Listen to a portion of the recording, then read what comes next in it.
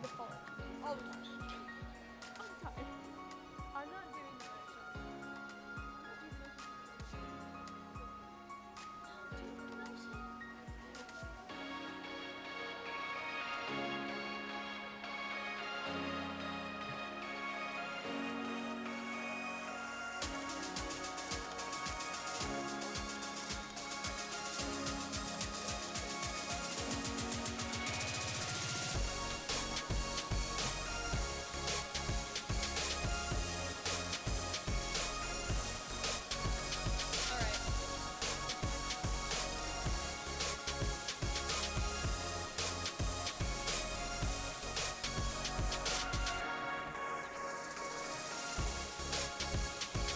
Oh yeah.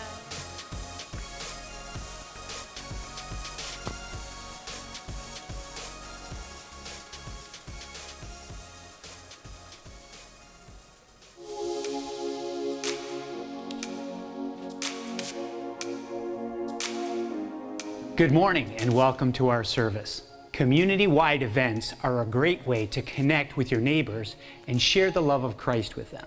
The streets of Martinsburg will be packed with people going house to house during the bargain days, June 25th and 26th. This presents a great opportunity for our church to engage those eager shoppers. If you would like to purchase a table to sell your wares, distribute water, hand out balloons, or help with face painting, please go to the website or contact the church office to sign up. I grew up with some awesome parents. They constantly made time for me and for my sister, and they made sure we knew the importance of worshiping God and serving others. Now that I'm a father, I hope to share those same things with my son, Charlie. Forged and Refined Family has practical ideas to do just that. Registration for our 5-week discipleship plan is now open. If you're looking for ways to grow your relationships within your family and with Jesus this summer, check out our table in the lobby after today's service or visit the church website. The first week will begin June 13th. There are a great many opportunities to minister and activities for families available during the summer. Please go to the church website for details regarding preschool play day, vacation Bible school, and the ladies' outdoor movie night. Thanks for worshiping with us this morning.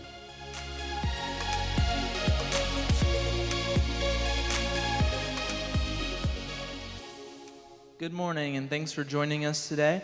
Please stand up as we do our call to worship. From Ephesians 5:1-2.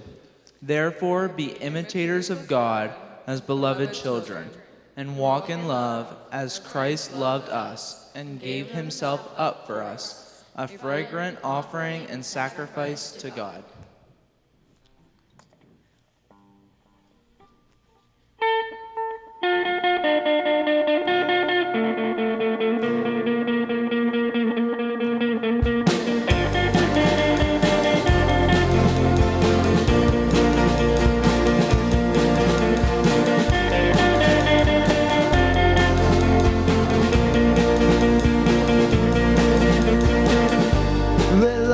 Explode and bring the dead to life.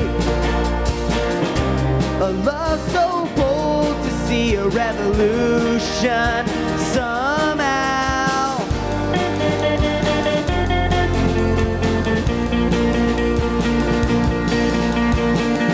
Let love explode and bring the dead to life.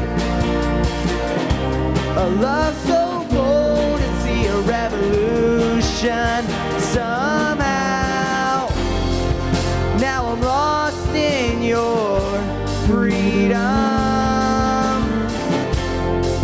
In this world I'll overcome.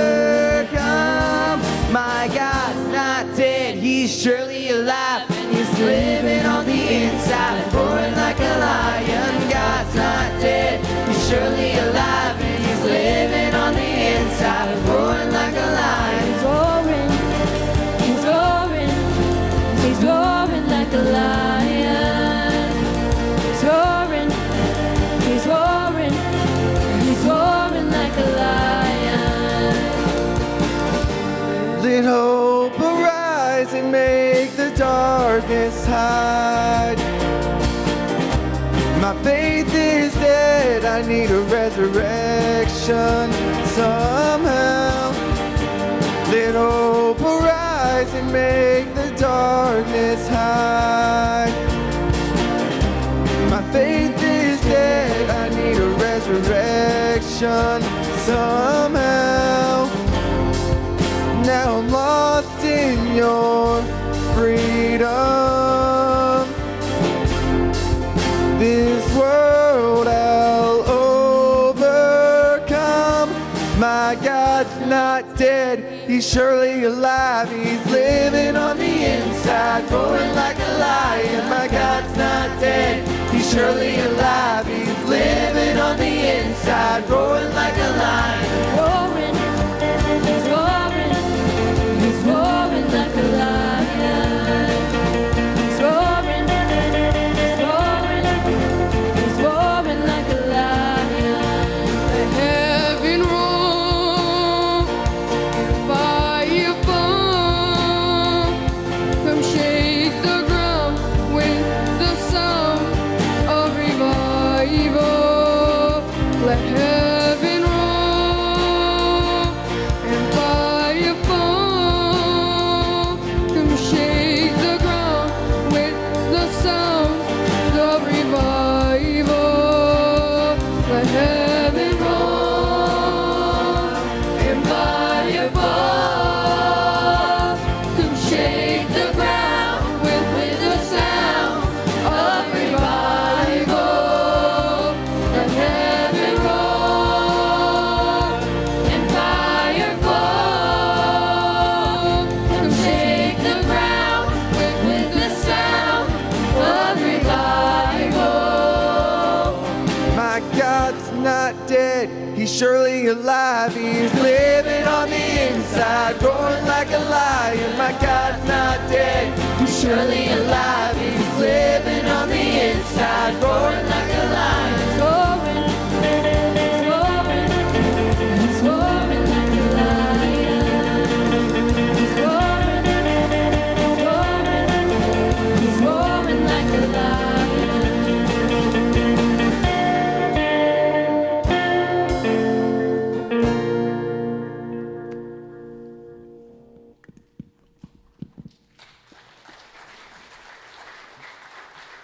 Wow.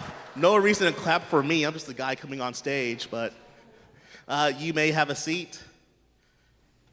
And today's a special Sunday for all of us here at MGBC. And part of today's service, we want to honor our 2021 both high school and college graduates. So we do have a video we want to play for you.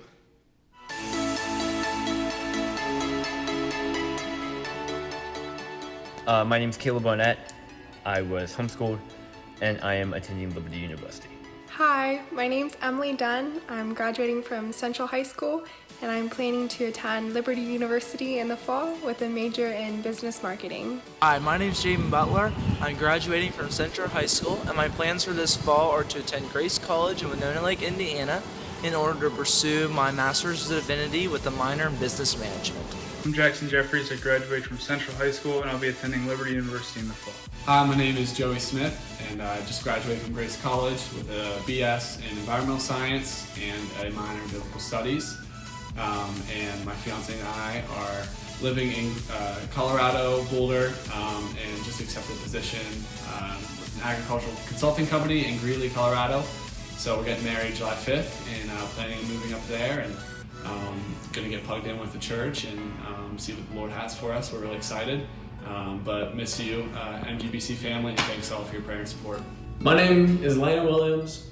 I went to Central High School, and I will be attending Liberty University in the fall. Hi, my name is Lauren Kensinger. I graduated from Penn State with my Bachelor of Science in Nursing degree, and I've accepted a job as a registered nurse on the Med-Surg unit at Connemore Mason Medical Center. My name is Riley McChesney. I'm graduating from being homeschooled, and my future plans are to take a gap year. Hi, my name is Sarah Stern. I'm graduating from Stern Academy, and I will be moving to Florida to attend Great Commission Bible Institute for Bible education in the fall.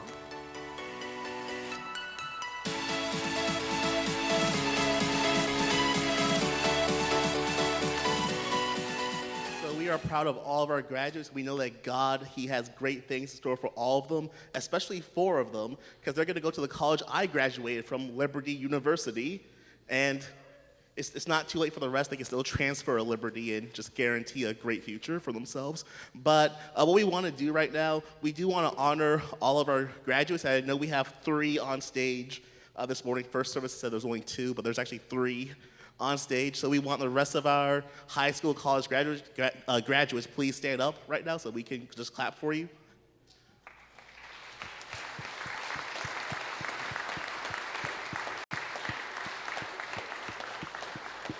All right, join me in prayer. Dear Father, we thank you for this morning. We thank you just for how you've been working in the lives of people that attend here, especially our graduates, how you've led them through like their high school years and some of them their college years already. And I pray that you would continue to lead them as some pursue jobs, as some pursue their college education, that you would put people in their lives that can help them grow to be everything you would desire them to be. And I pray that they would have an impact that goes on into eternity. We give this prayer in your son's name. Amen. Please stand as we continue to worship. In the next song that we're going to sing, it says in the bridge, God be greater than the worries in my life, be stronger than the weakness in my mind. I just like to sing that song as a prayer, because when we're going through tough times, sometimes we just need to cry out to God, asking him to be greater than all the worries in our life.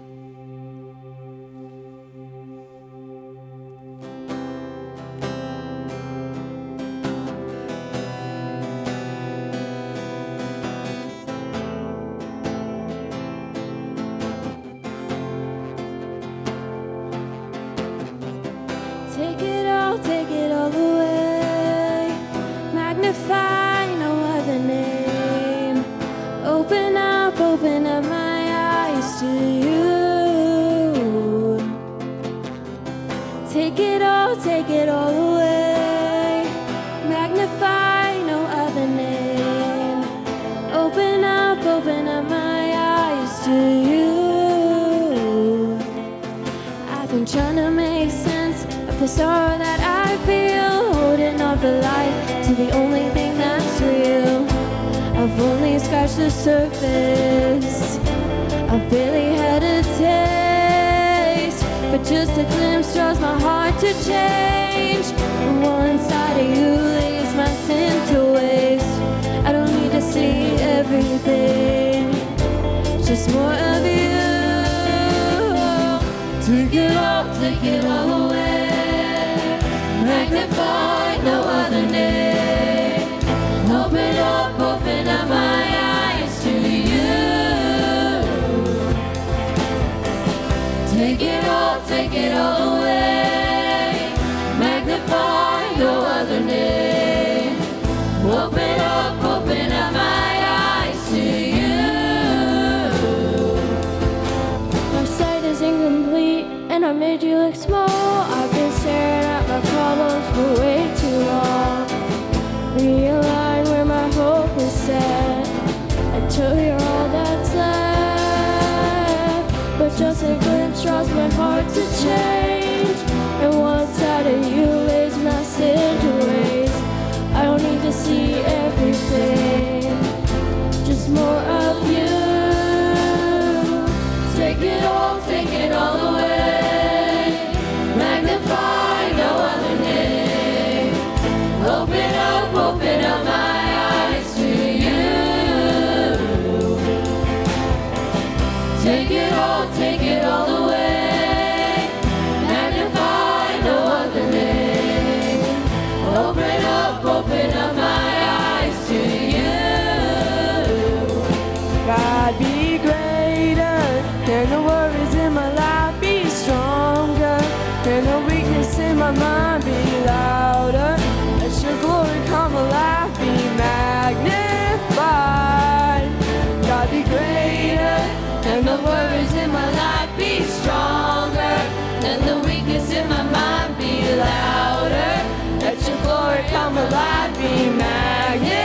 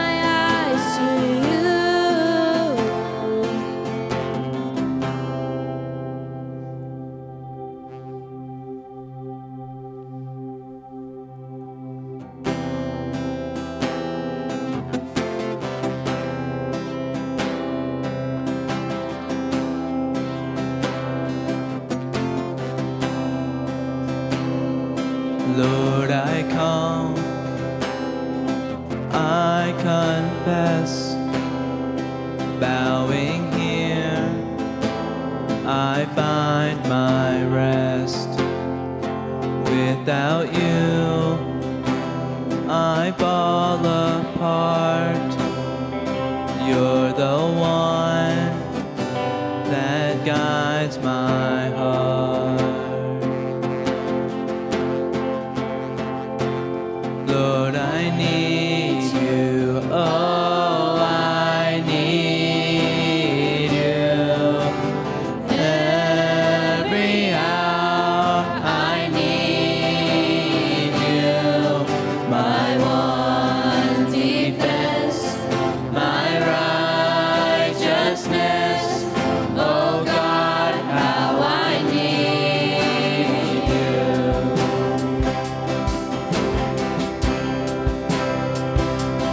Sin runs deep, your grace is more.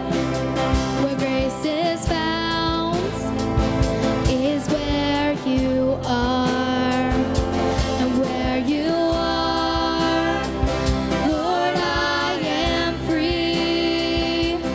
Holiness is Christ in me.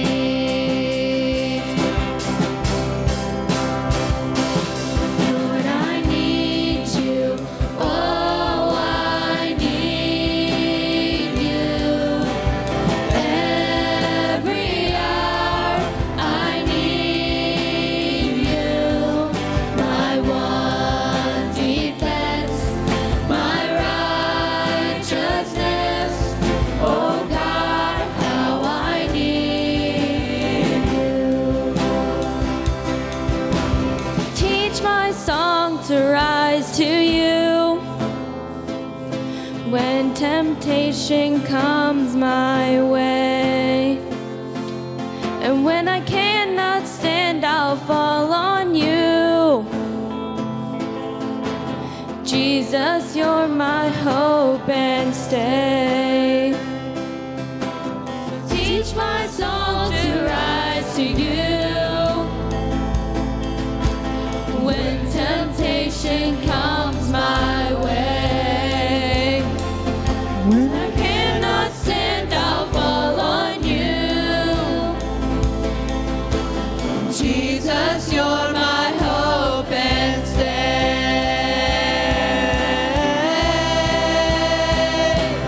Lord, I need you. Oh, I need you. Every hour I need you. My one defense, my righteousness. Oh God, how I need you. Lord, I need you. Oh, I need you. Every hour I need you. My one defense, my righteousness. Oh God, how I need you. You're my one defense, my righteousness. Oh God, how I need you. You're my one defense, my righteousness. Oh God, how I need you. In the next song, The Goodness of God, I like the chorus where it says, all my life you have been faithful, all my life you have been so, so good. And that just reminds me, like, God will never leave you and he'll always be with you no matter what.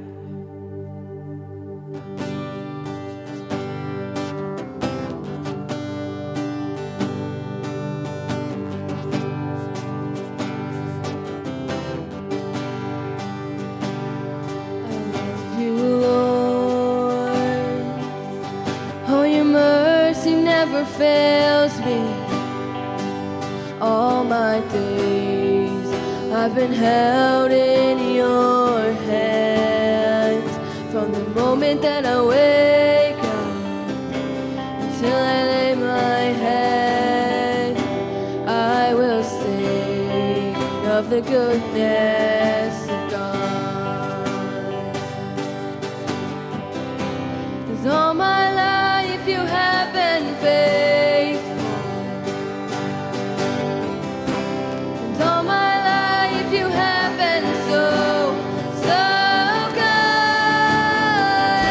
With every breath that I am able, I will sing of the goodness of God.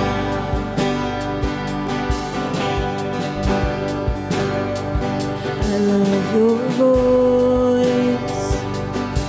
You have led me through the fire in darkest night. You are close like no other. I've known you as a father. I've known you as a friend. And I have lived in the goodness of God. And all my life you have been faithful. And all my life you have been so, so good.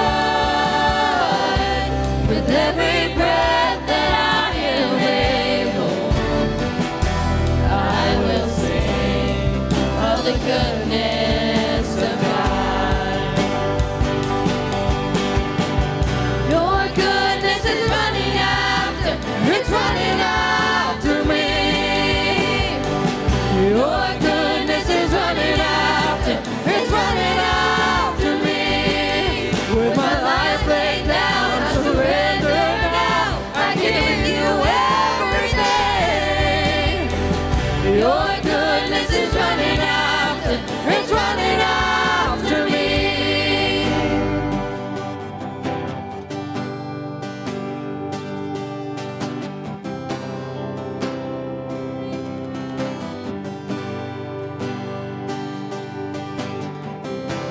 And all my life you have been faithful.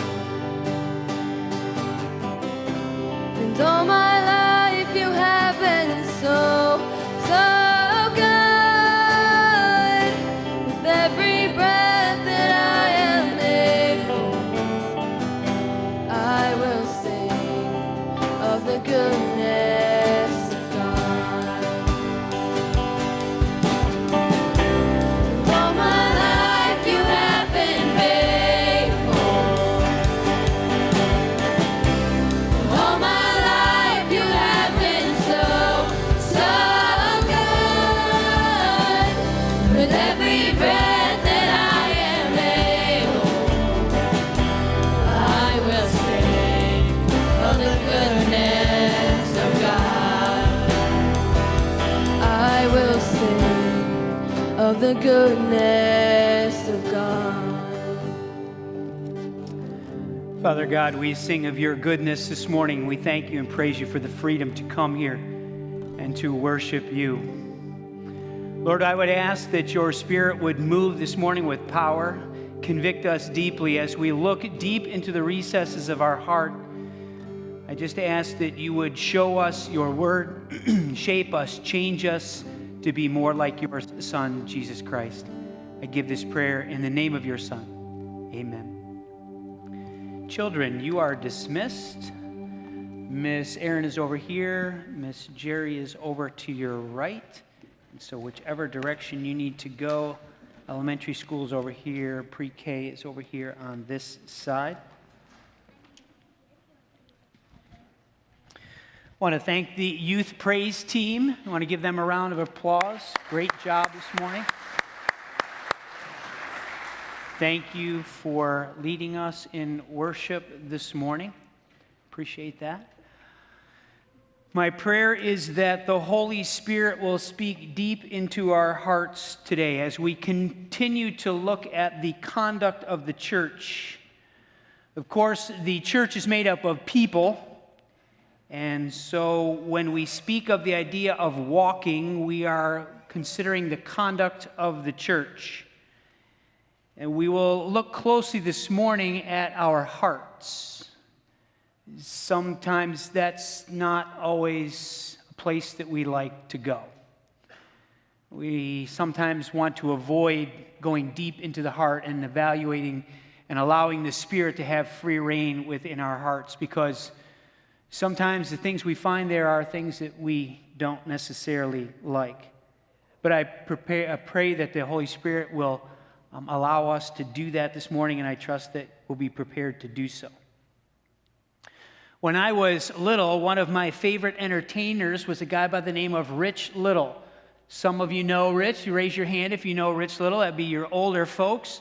Younger folks sitting here have no idea who we're talking about, but that's okay. Your time's coming here in a second. Rich was an impersonator.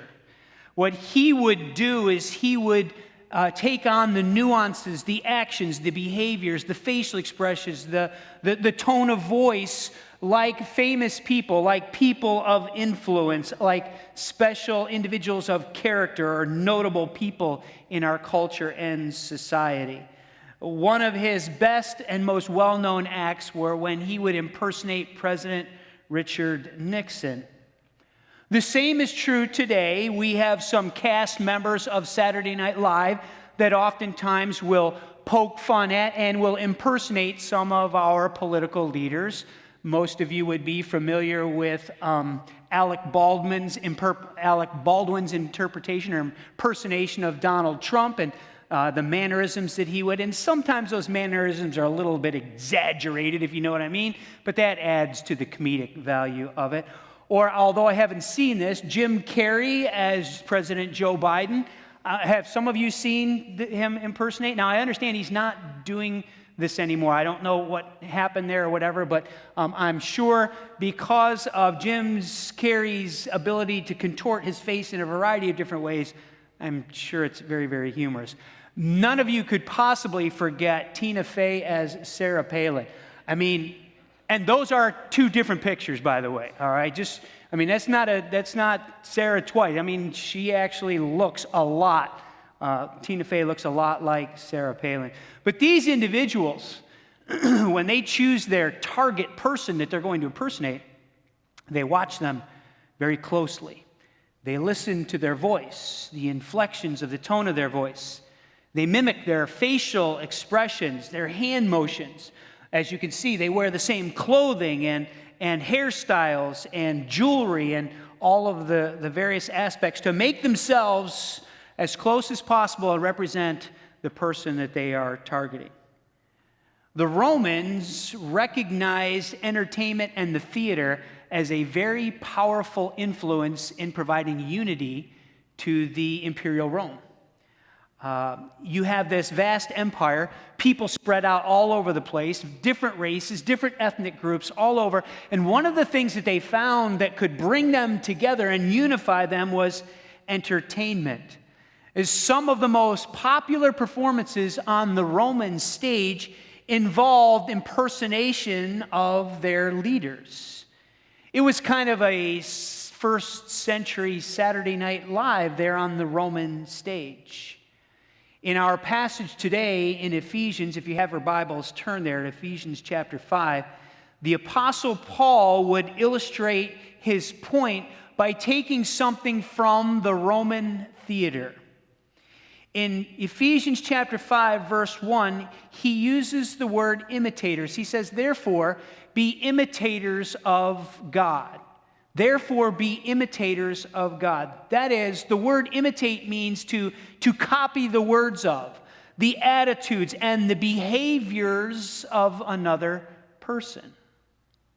Just as an actor would have their target individual and watch closely their mannerisms and words and their voice, Paul tells the Ephesian church to do the same. But what about God are they supposed to imitate? He's telling them that they're to imitate God, to mimic God. What is it about God that he wants them to imitate? Where are they? How are they to do this? So how will they accomplish this? What are they to do? Where would they begin in doing this? It almost sounds like an impossible goal.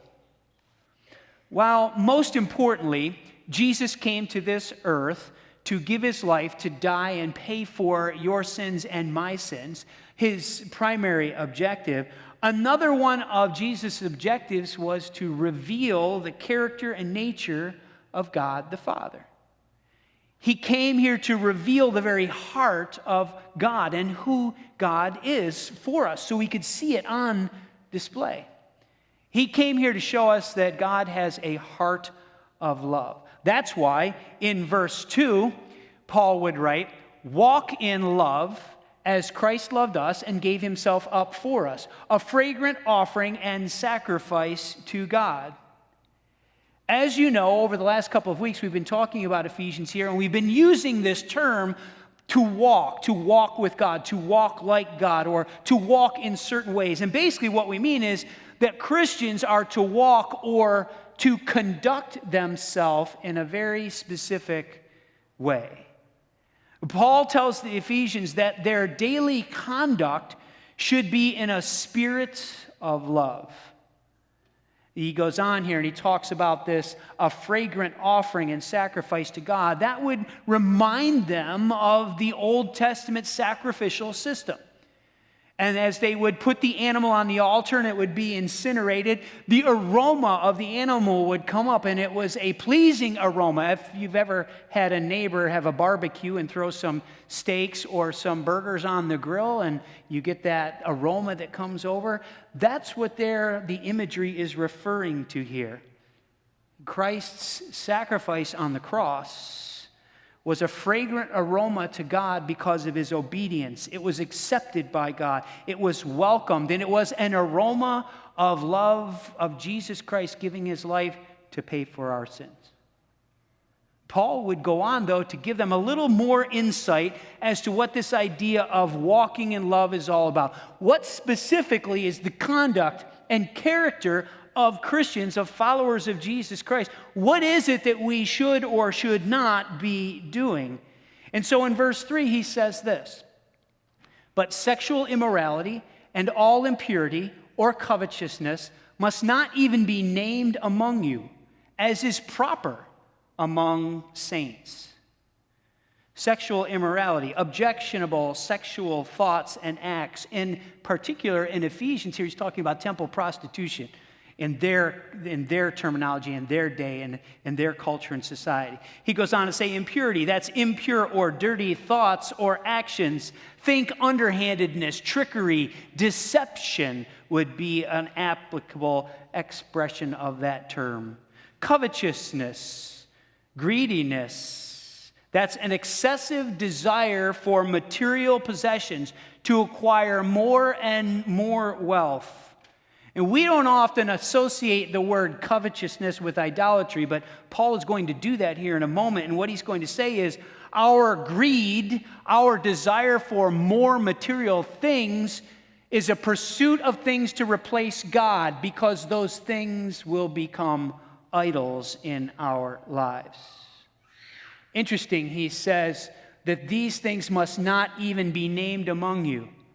The conduct that he's describing here, as far as Christians, as far as the church in Ephesus, these things that I'm listing shouldn't have any association in your life at all.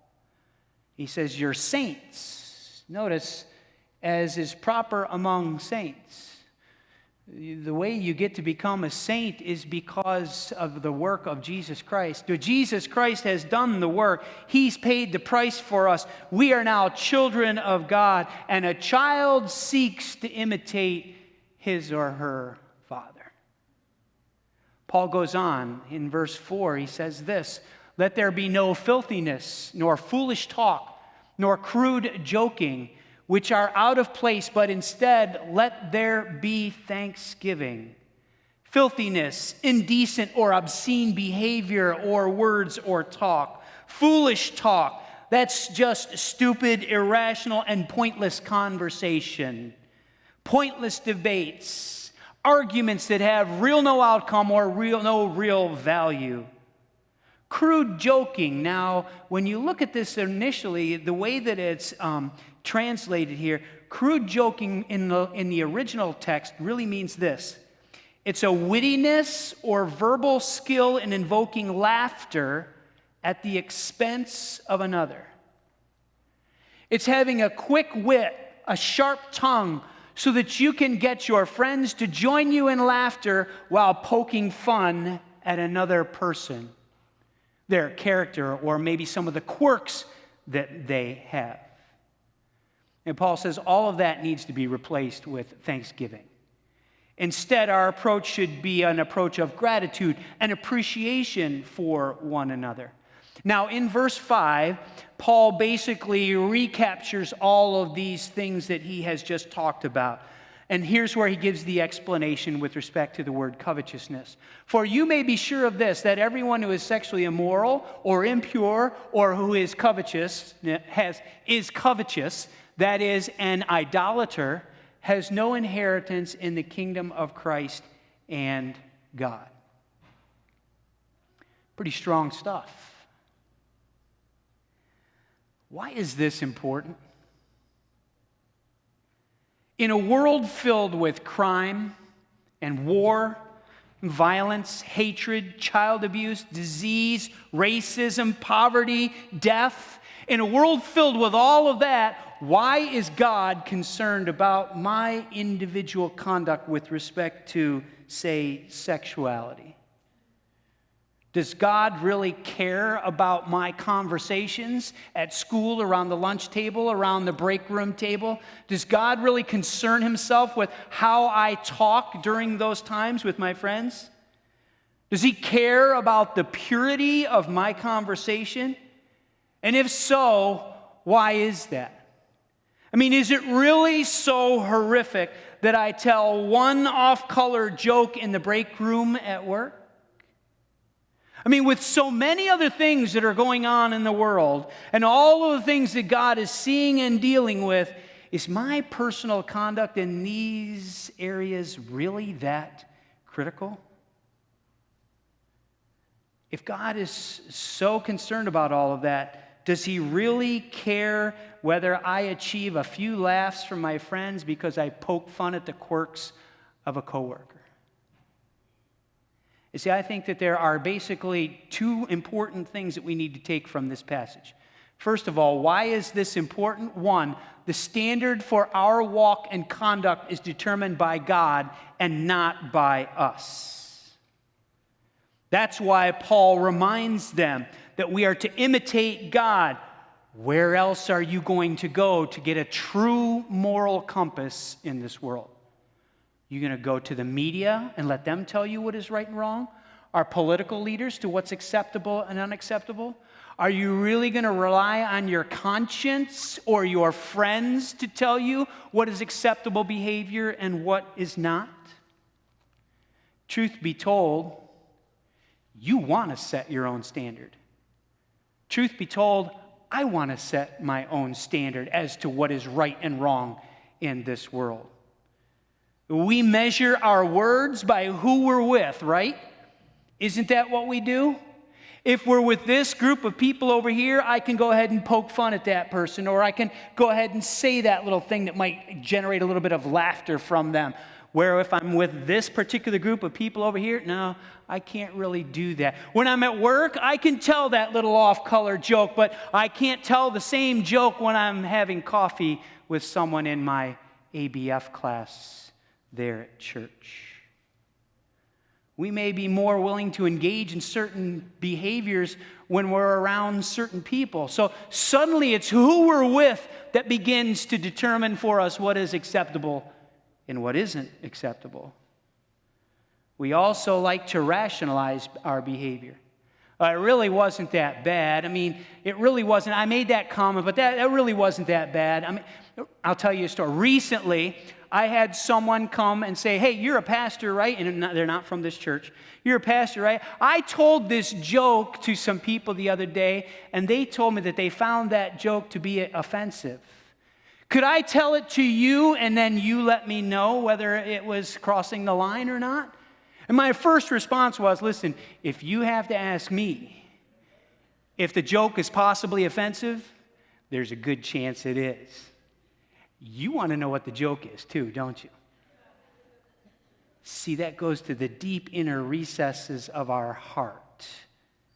They went ahead and told me the joke, and I explained to them that I felt that it was offensive, that it is not something that they should do, but they knew that already. See, what they really wanted was they wanted someone to set the standard for what is acceptable. They wanted to hear it from me that I was okay with it. And if you're okay with it, Pastor Brian, then it should be okay for them. They wanted me to set the moral compass. When Paul tells us to imitate God, he is reinforcing the fact that God is the one that sets the standards. God is the one that determines right and wrong.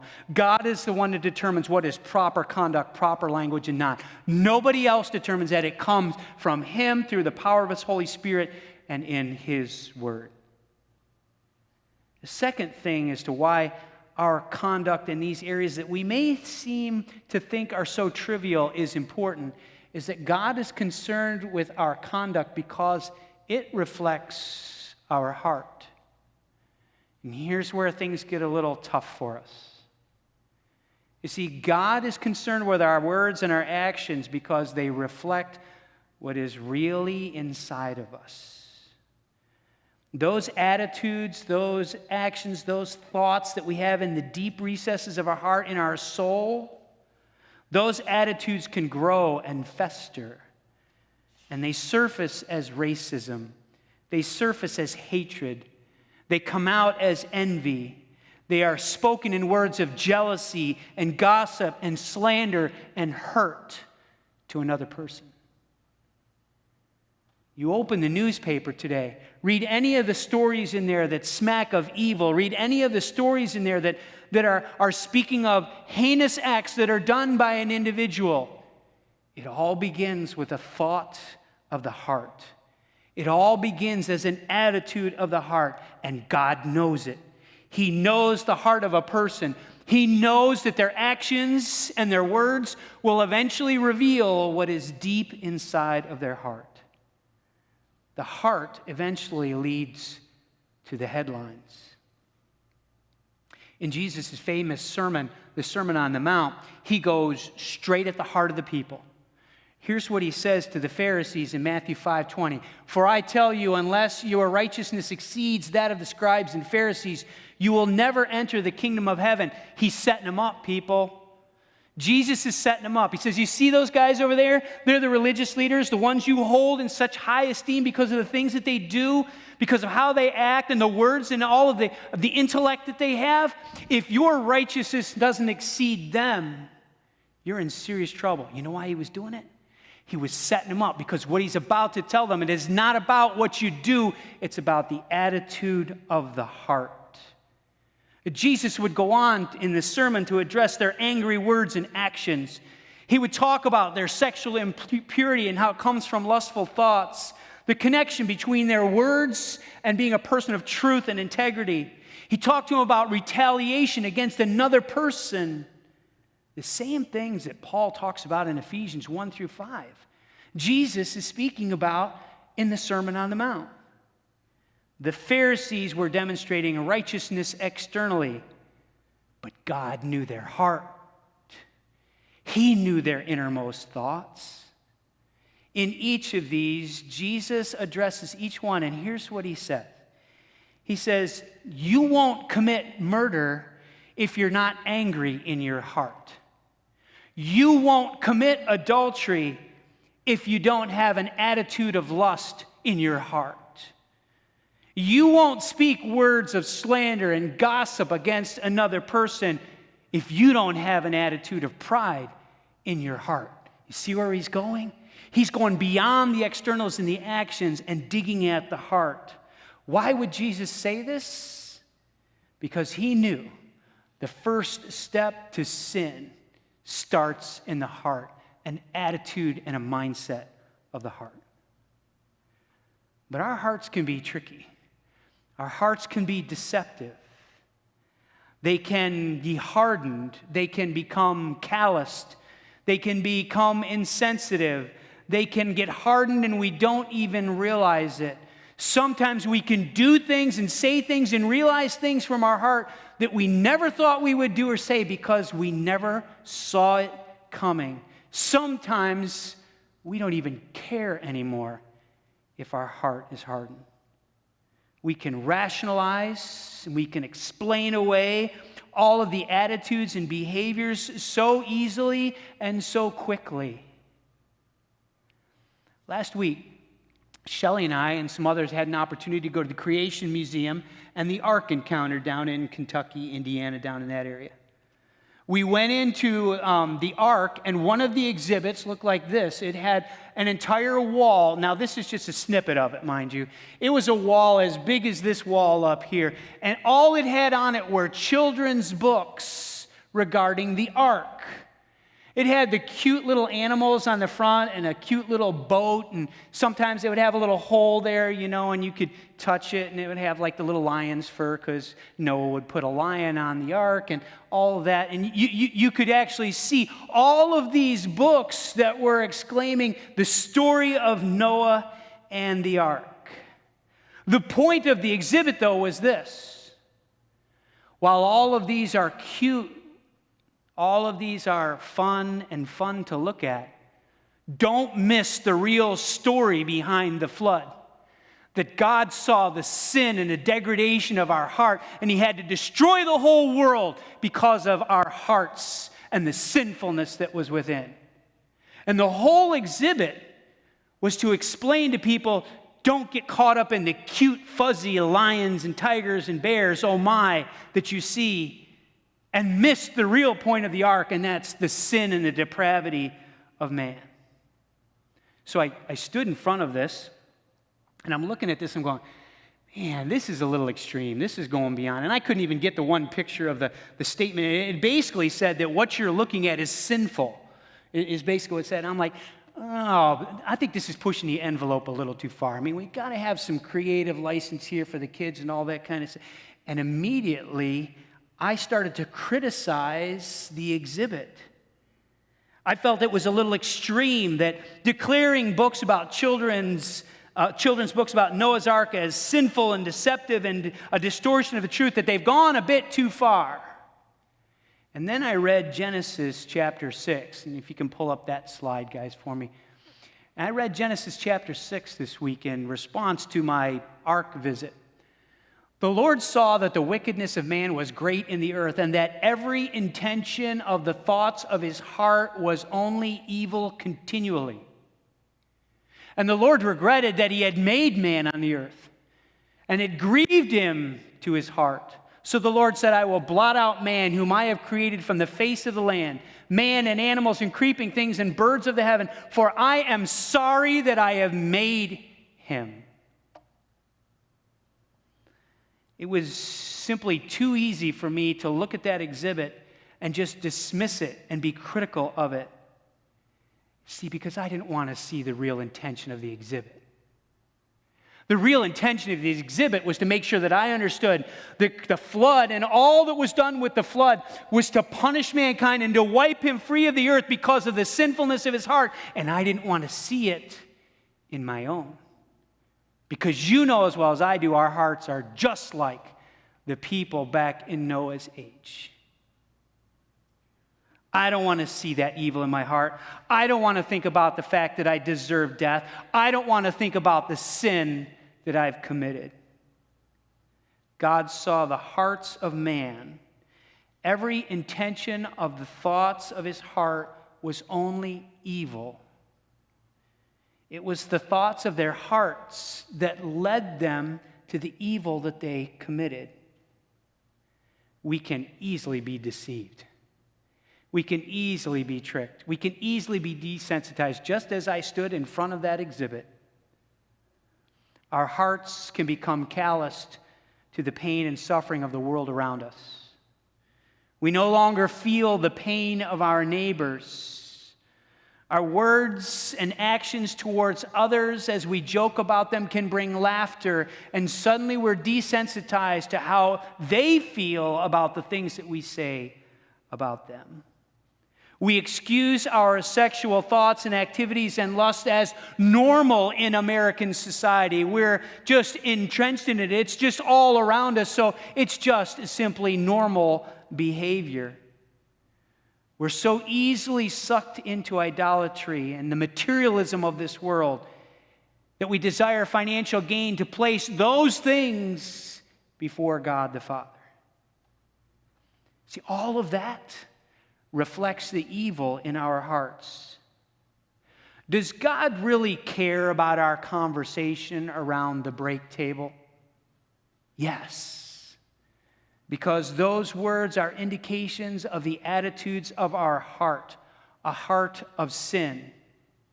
Sin that God felt so intense about that he would send his own Son, Jesus Christ, to give his life and pay for it. It matters to God.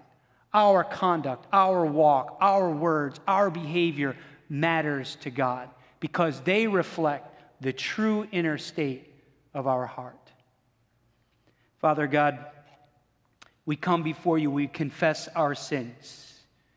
I know that even in my own life, my heart is not always right, and my attitudes are not in sync as what they need to be according to this passage and other passages of Scripture, Father. Convict us.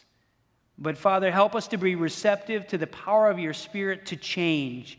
May we change our words and speak words of thanksgiving as opposed to words that would oftentimes elicit laughter. And may we change the words that we speak and just help us, Father, not to engage those debates and those quarrels that so often come into our lives. May our conduct be a display of you. May we live our lives to glorify you and reflect Jesus Christ. I give this prayer in the name of your Son. Amen.